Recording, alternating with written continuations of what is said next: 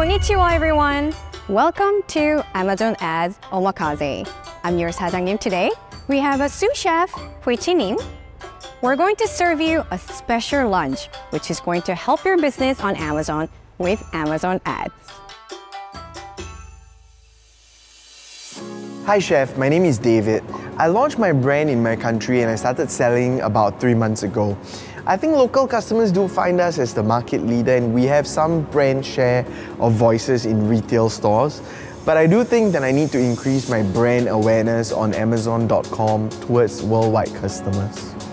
Hi Chef, my name is Clarence and I think I'm somewhat in a different position than David. I actually launched my product and my brand 2 years ago on Amazon.com and actually very happy to say that we are actually getting strong growth potential on our Amazon store.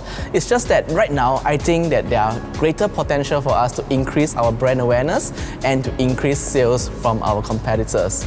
Can you guide us how can we actually do that exactly? I see. It seems you guys are struggling with how to grow your brand awareness. That's right. I would like to invite you to today's special, a key to brand building from sponsor ads to brand metrics. Since we have a lot of step-by-step phases to diagnose and implement different objectives, we'll dive into 2 parts of brand building. The first would be a la carte, and the second would be our main dish. So please follow us carefully. Let's start from the importance of branding in Amazon. 75% of US shoppers use Amazon to discover new products and brands. Additionally, we've seen that 52% of online shoppers get their inspiration from Amazon.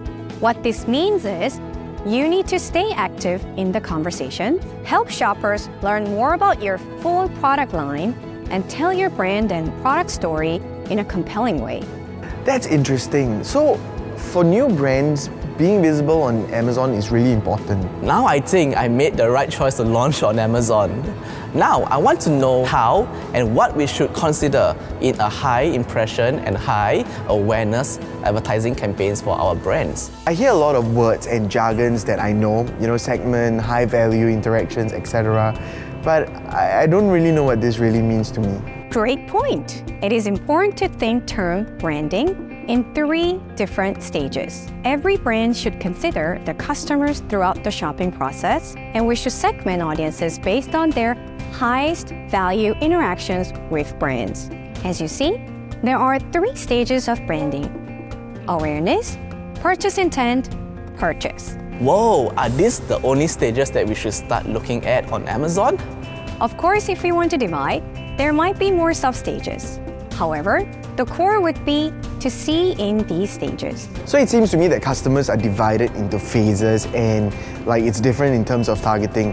How do we assess where our brands are? Do I focus on awareness? Do I focus on purchase intent or purchase? You are right on point. Here comes our 2 a la carte reports that can actually help you identify where your brand is versus your competitors. Number 1, brand metrics. Number 2, sponsored brands category benchmark reports. Have you ever heard of brand metrics before? And do you know how it looks like? I remember seeing it somewhere in the ads console. I don't know where, but somewhere there. I think I saw that before, but I just hadn't had a chance to really utilize it fully for my brand performance. For brand metrics, it provides a measurement solution that actually measures the impact of our upper to lower funnel Amazon marketing strategies with advertising or non-advertising insights. Let's take a quick look at how it's structured first. Please go through this process: Seller Central, Advertising, Campaign Manager, Insights and Planning, then you will see Major 2, Brand Metrics, and Brand Impression Share. Brand Metrics has actually transformed its major UI to amplify the face that each shopper as well as its engagement status. If you actually see below, you will see your shoppers. How many shoppers we actually captivate at each stage, and how did it actually grow versus the previous time period. Please click View Detailed Metrics for your brand in this category. For brand metrics, it's divided into 4 major parts. Number 1, it's your brand's overall condition. The data is based on the consumer marketing and advertising activities carried out by other sellers' brands. Specific indicators will emerge. Sections 2 to 4 shows the consumer data at each stage of awareness, consideration, and conversion.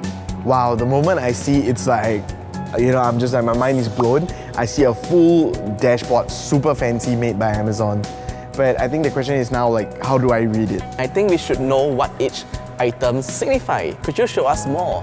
If we see more specifically, the core would be the specific indicator to realize each stage. Let's take a look at the specific details. Number 1, we have actually branded searches only. This shows shoppers who have searched for the brand owner's brand or product in the selected category, but did not actually interact further with the brand owner's brand. Second, we have detail page views only. This shows the number of customers who have actually viewed the product detail page of the brand.